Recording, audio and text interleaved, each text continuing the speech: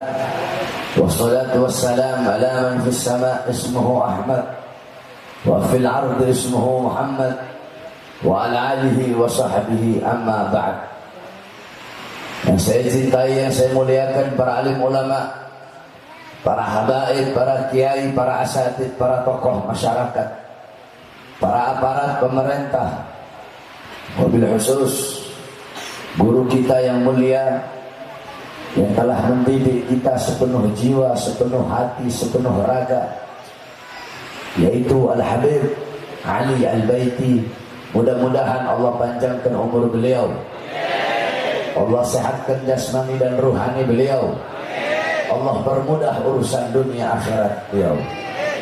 Saudara-saudara sekalian yang dimuliakan oleh Allah, begitu juga para alim ulama, para guru-guru, para kiai, para asatid, para habaib yang lain, wabil khusus para santri-santri, para pemuda-pemudi, bapak-bapak, ibu-ibu, seluruh umat baginda Nabi besar Muhammad yang selalu dimuliakan oleh Allah Subhanahu wa ta'ala. Saudara-saudara sekalian yang dimuliakan oleh Allah, pada malam hari yang mulia ini kita duduk berkumpul bersama para ulama, berkumpul bersama para habaib, berkumpul bersama para kiai, berkumpul bersama para anak cucu Rasulullah SAW, yang dimana dalam hadis kalau Rasul SAW, hum itrati khuliqu min tinati fawailun lil mukadzibina bifadlihim, man ahabbahum ahabbahullah, man abghadahum abghadahullah. Hum itrati, mereka keluargaku, mereka anak cucuku, mereka diciptakan dari tanahku, maka celakalah bagi orang-orang yang mendustakan keutamaan mereka. Barang siapa yang mencintai mereka, Allah cinta kepadanya. Barang siapa yang membenci mereka, Allah membencinya.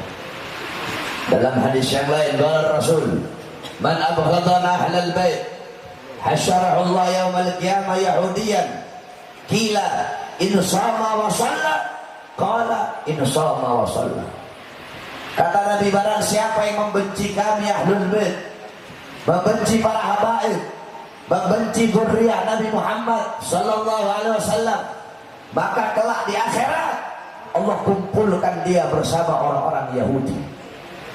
Kila, ada sahabat yang bertanya, ini shoma wa shalla, walaupun dia salat ya Rasulullah, walaupun dia puasa ya Rasulullah, ini shoma wa shalla, walaupun dia salat, walaupun dia puasa, kalau dia mati dalam keadaan membenci anak cucu Rasulullah, maka akan Allah kumpulkan dia bersama orang-orang Yahudi.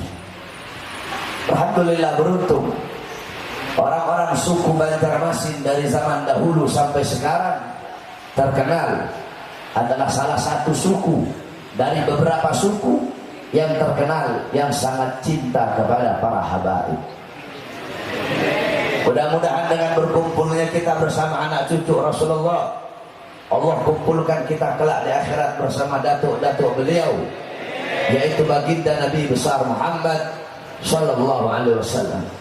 Oleh karenanya saudara-saudara, jangan jauh dari majelis-majelis ilmu, jangan jauh dari para ulama, jangan jauh dari para habaib, jangan jauh dari para kiai. Jangankan yang dekat dengan ulama ketika masih hidup. Di dalam kitab Al-Mawahib Al-Quddusiyah, Al-Imam Al-Syekh Ibrahim Baharwash, beliau dari Shibab, beliau menceritakan tentang kekeramatan daripada Al-Imam Faqihil Muqaddam Muhammad bin Ali Ba'alawi. Al-Imam Faqihil Muqaddam Muhammad bin Ali Ba'alawi, beliau datuknya Segaf, datuknya Al-Idrus, Al-Habsyi, Al-Abbas bin Syahab bin Syekh Abu Bakar, Al-Hamid, Al-Mahdar, Al-Haddar, Al-Abbas dan lain-lainnya. Kalau Habib Ali ini Al-Baitinya Al-Baiti Segaf atau Al-Baiti Amul Faqih? Al-Baiti Segaf berarti masuk Faqihil Muqaddam.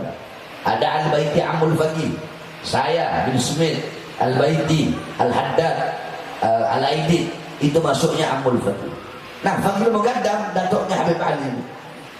Panggil Muqaddam Muhammad bin Ali Ba'alawi. Beliau Ustadzul A'zam, guru besar. Syekhus Suyuhus Syariah, gurunya para guru-guru syariat. Qudwatul Muhaqqiqin, pedoman para ahli hakikat. Tajul A'immatul Arifin, beliau mahkota para ahli ma'rifat. Beliau dimakamkan di Zanbal. Zanbal itu di Tarim Hadramut, yang dimana Zanbal adalah pemakaman para aulia. Nah, dulu itu siapapun bisa dimakamkan di Zanbal. Dulu ada satu orang fasik, ada satu orang fajir, orang yang semasa hidupnya suka berbuat dosa. Akhirnya dia dikubur para aulia di dekat kuburan Zanbal. Karena ini orang fasik, datang Munkar Nakir siksa dia, diazab ini orang dalam kubur. Ketika dia sedang diazab, ketika dia sedang disiksa, tiba-tiba Faqih Muqaddam Muhammad bin Ali Ba'alawi, beliau bangun dari kuburnya, masuk ke kubur ini orang, dan beliau berkata, ruh ya Munkar wa Nakir, pergi wahai Munkar Nakir, jangan kamu siksa ini orang, kamu siksa dia, kamu cambuk dia, kamu azab dia, teriakan dia, jeritan dia mengganggu zikirku kepada Allah Subhanahu wa ta'ala. Itu orang fasik dapat syafaat gara-gara kuburnya dekat dengan kuburnya ulama, kuburnya dekat dengan kubur orang soleh. Dia dekat bukan hidupnya, kuburnya matinya dekat dengan orang soleh, tetapi dia mendapatkan syafaat. Bagaimana kalau kita semasa hidup kita dekat dengan orang-orang soleh? Oleh karenanya wasiat saya, jangan jauh dari para ulama, jangan jauh dari para habaib, jangan jauh dari para kiai. Itu wasiat saya yang pertama. Wasiat saya yang kedua, bagi para santri-santri yang ada di sini, Habib Ali buka pondok, banyak santri-santri yang menuntut ilmu di sini. Saudara-saudara, saya sampai sekarang masih menjadi seorang santri. Saya abna'ud dalwa, saya anak dalwa, mutakharrij dalwa. Habib Ali Al-Baiti saya punya kakak kelas jauh di dalwa. Saya abna'ud dalwa, abna'ul khairat. Sebelum di dalwa saya mondok di Al-Khairat, Habib Idrus bin Salim Al-Jufri. Baru saya pindah ke dalwa. Saya sampai sekarang tetap seorang santri. Maka sebagai sesama santri, saya wasiatkan kepada kamu semua, orang jadi santri itu nggak enak. Kalau mau enak jangan jadi santri. Kalau mau enak jadi artis TikTok. Jadi boho, enak kamu. Apa kata Imam Syafi'i? Kalau Imam Syafi'i, man lam yadhuk dhulla aw murra ta'allumi sa'atan tajarra'a dhullal jahli tula hayati. Barang siapa yang tidak merasakan hinanya atau pahitnya, susahnya, capeknya menuntut ilmu sesaat, maka dia akan menelan hinanya, pahitnya kebodohan seumur hidupnya. Wa qala ba'dul hukama man lam yahtamil dhulla ta'allumi sa'atan baqiya fi dhullil jahli abada. Barang siapa yang tidak tahan, tidak kuat dengan susahnya, dengan hinanya, dengan perihnya menuntut ilmu, maka yang tersisa dalam hidupnya adalah kebodohan selama-lamanya. Berarti Imam Syafi'i mengajarkan apa? Imam Syafi'i mengajarkan kepada kita, orang ngaji jadi santri itu susah, capek, lapar, jauh dari keluarga, telan semua pahitnya itu. Karena terkadang sesuatu yang pahit itu menjadi obat bagimu. Obat itu pahit, tapi dia bisa menyembuhkanmu dari macam penyakit-penyakit qahir. Ilmu, nuntut ilmu pahit, susah, capek, tetapi itu bisa menyembuhkanmu dari penyakit-penyakit batin. Oleh karenanya kamu harus siap menanggung susahnya, capeknya menuntut ilmu. Kamu kira para ulama-ulama salaf, mereka dulu mendapatkan ilmu dengan begitu saja, tanpa ada susah, tanpa ada kecapean, tanpa ada letih? Tidak, saudara-saudara. Mereka nuntut ilmu dulu capek, mereka susah, mereka kelaparan. Sampai-sampai dalam kitab Syiarul A'lam An-Nubala Al-Imam Az-Zahabi diceritakan bahwasanya Syekh Abdul Qadir Jailani Beliau waktu lagi nuntut ilmu, waktu lagi ngaji, kelaparan, saking laparnya beliau merangkak di padang pasir mencari pucuk-pucuk daun untuk dimakan, saudara-saudara. Orang ngaji susah, orang nuntut ilmu capek, hina. Apa kata Imam Abdullah bin Abbas? Dan Abdullah bin Abbas, zalaltu taliban fa'azastu matluban. Aku hina ketika ngaji, aku hina ketika mencari ilmu. Kemudian aku mulia ketika dicari ilmunya. Ketika aku mencari, aku hina. Ketika aku dicari, aku menjadi orang-orang yang mulia. Kamu pikir Habib Ali Baiti jadi seperti sekarang ini dulunya gak susah? Hah? Dulunya gak capek? Tanya dulu bagaimana kita di pondok. Kita nyapu, kita khidmat, kita ditakzir. Kalau saya subuh dulu di pondok bangunin, saya tidur di kamar mandi dulu. Habib Ali tukang, gom, bangun. Orang ngaji susah. Kalau mau enak jangan jadi santri. Zalaltu taliban fa'azastu matluban. Lihat bagaimana kecapean, kesusahan, mujahadah, kesungguh-sungguhan para ulama terdahulu. Al-Imam Jarir ibn Hashim. Jarir ibn Hashim selama 7 tahun belajarnya di bawah cahaya bulan. Kenapa? Gak punya uang buat beli lentera. Dalam kemiskinannya, dalam ketiadaannya masih semangat untuk nuntut ilmu. Belajarnya di bawah cahaya bulan. Nulis boy. Kenapa? Gak punya uang buat beli lentera. Al-Imam Syafi'i dalam kitab Tabaqat Syafi'iyah, dalam mukaddimahnya dijelaskan, dibawakan manaqib Imam Syafi'i. Imam Syafi'i itu orang susah, ibunya susah, ibunya tidak punya uang untuk beli kertas. Akhirnya apa? Imam Syafi'i mencari tulang-tulang onta, tulang-tulang kambing, dibikin kertas oleh beliau. Jadi nulisnya di tulang. Kalau tulang itu udah penuh, baru beliau taruh dalam botol. Seperti itu usaha mereka dalam menuntut ilmu, mujahadah mereka, kesungguh-sungguhan mereka. Dalam kitab Inbahur Ruwat ala Anba'in Nuhat dijelaskan dulu ada namanya Syekh Abdullah Az-Zubaydi. Beliau belajar nahwu kepada Al-Imam Abu Ali Al-Qali. Itu kitab Inbahur Ruwat ala Anba'in Nuhat. Itu adalah kitab yang menjelaskan tentang sirah para ahli nahwu. Nah, Al-Imam Abu Ali Al-Qali seorang nuhat, seorang ahli nahwu. Al-Imam Syekh Abdullah Az-Zubaydi belajar kepada beliau. Cuma tiap hari Syekh Abdullah Az-Zubaydi tidur di kandang gurunya. Dia tidur di kandang ternak gurunya. Kenapa? Untuk berada di barisan paling depan di dalam menuntut ilmunya Allah Subhanahu wa taala. Seperti itu. Kemudian Al-Imam Ibn Jandal Al-Qurtubi. Ibn Jandal Al-Qurtubi, bukan Abu Jandal Mulewudi, bukan. Al-Imam Ibn Jandal Al-Qurtubi, beliau belajar kepada Al-Imam Ibn Mujahid. Itu beliau saking pengen berada di barisan paling depan, beliau masuk lorong. Itu lorong makin hari makin sempit. Ketika beliau keluar dari lorong, ternyata kulit-kulitnya udah sobek, semua kulitnya berdarah, kulitnya nempel di lorong. Kenapa? Karena pengen berada di barisan paling depan untuk menuntut ilmunya Allah Subhanahu wa taala. Jadi laisal mar'u yuladu aliman. Tidak ada seseorang yang dilahirkan dalam keadaan alim. Ilmu itu didapat dengan belajar, dengan ta'lim, dengan mujahadah, dengan khidmat. Oh, bapak kamu kiai, bapak kamu guru, kakek kamu guru, kamunya gak belajar, kamu tidak bisa menjadi seorang guru. Emang ilmu didapat dengan nasab. Bapak saya alim, kakek saya alim, saya habib, bapak saya habib, kakek saya habib, nenek moyang saya habib. Mereka orang-orang alim. Terus walaupun saya habib, saya nggak usah belajar gitu. Man kana syarafa nasabuhu walakin jahil hisabuhu magabuhu ma'al juhal. Ada orang nasabnya mulia,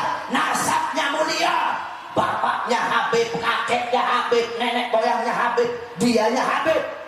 Tapi habibnya alim, bapaknya alim, kakeknya alim, nenek moyangnya alim, dianya nggak mau belajar, dianya nggak mau nuntut ilmu. Ya habib, tetapi kedudukan dia tidak bisa disamakan dengan bapak dan kakeknya para ulama.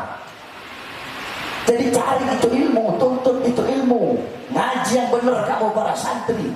Harus semangat dalam menuntut ilmunya Allah Subhanahu wa taala. Taat sama guru. Kamu punya guru Habib Ali Al-Baiti, taat kepada semua perintah beliau. Akhlaknya yang benar, adabnya yang benar dijaga. Ini saya lihat banyak orang-orang sekarang ini. Orang-orang sekarang kalau udah merasa dekat sama guru, merasa dekat sama Habib Ali Baiti, udah merasa derajatnya sama. Kedekatan kamu dengan guru tidak akan menyetarakan derajatmu di sisi Allah dengan seorang guru.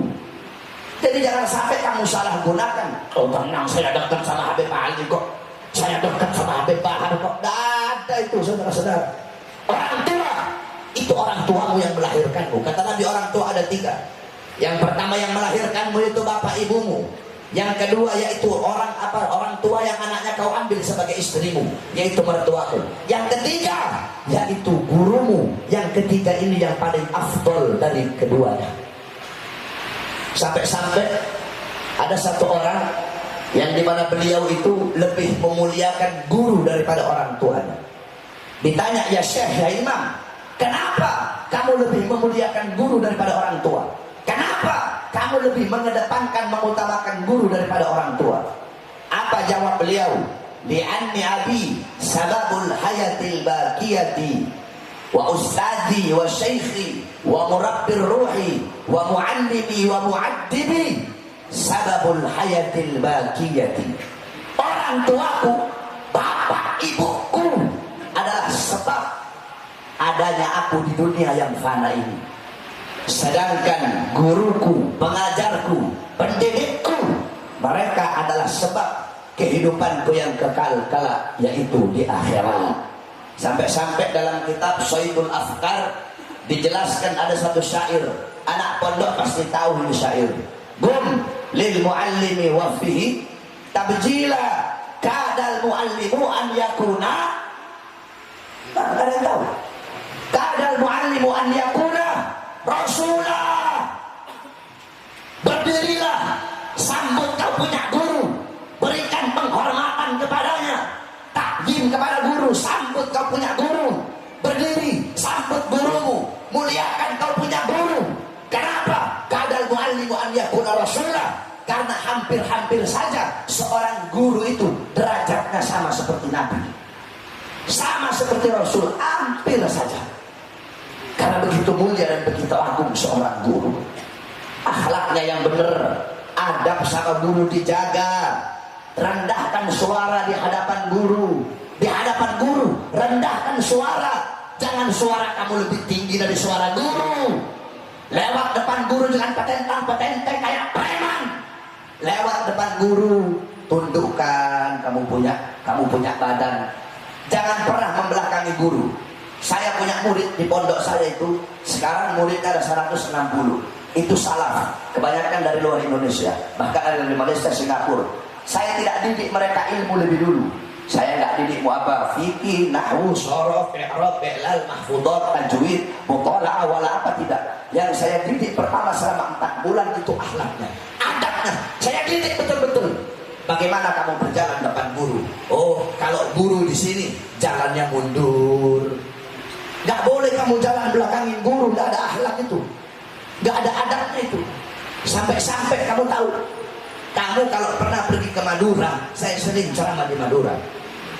Itu di Madura, kalau ada orang lagi bawa motor, naik motor mereka, naik motor.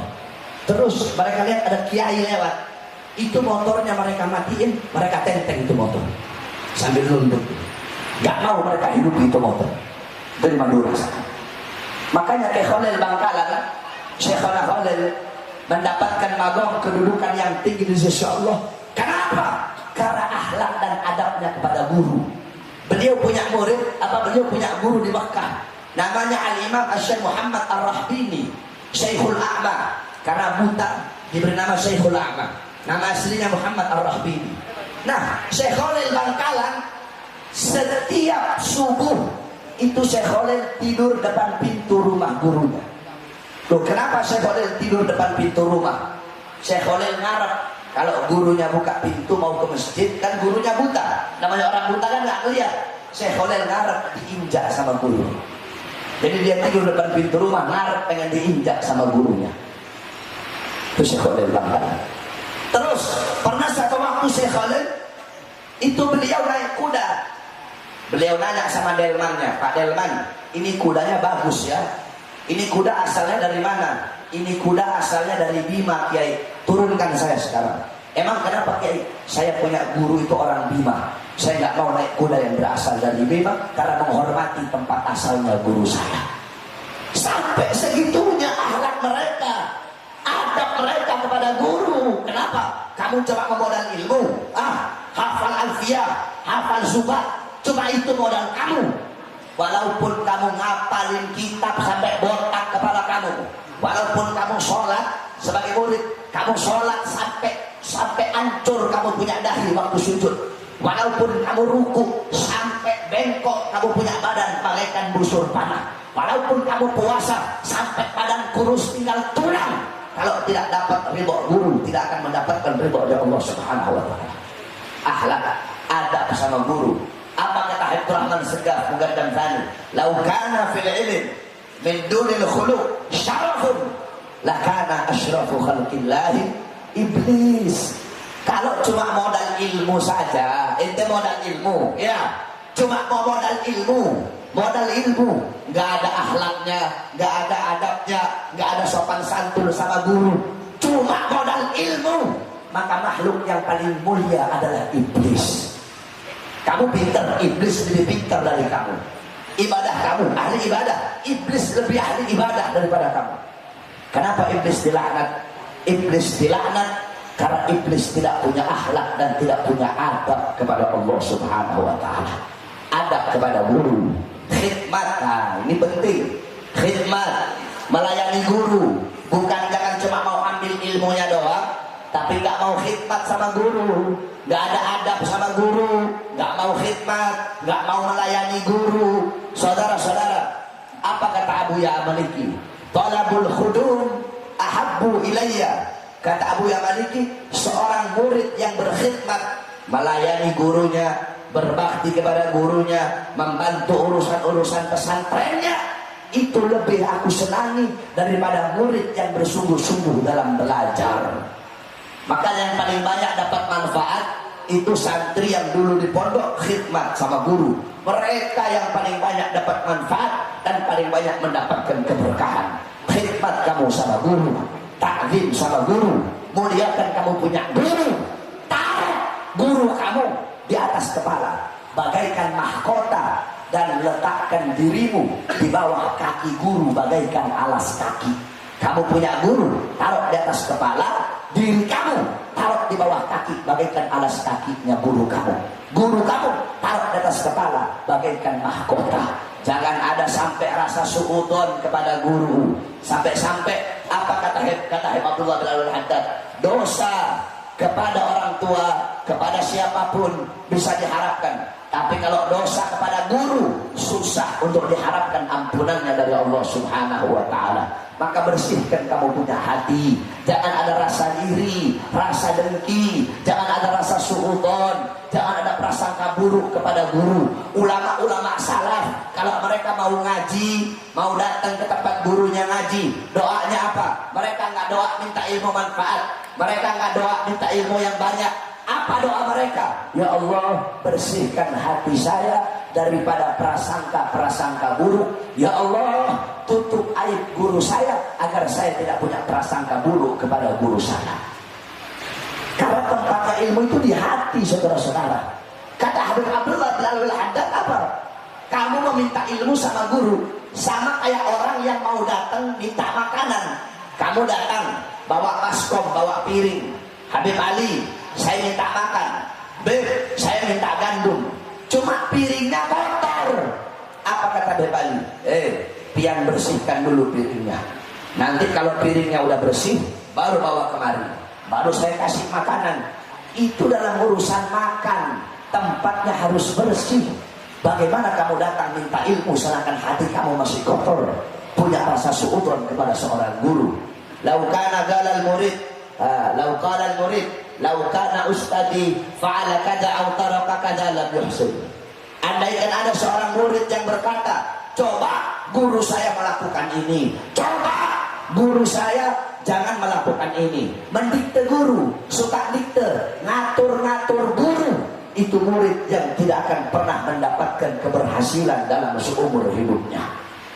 Jaga akhlakmu, jaga adabmu di hadapan guru.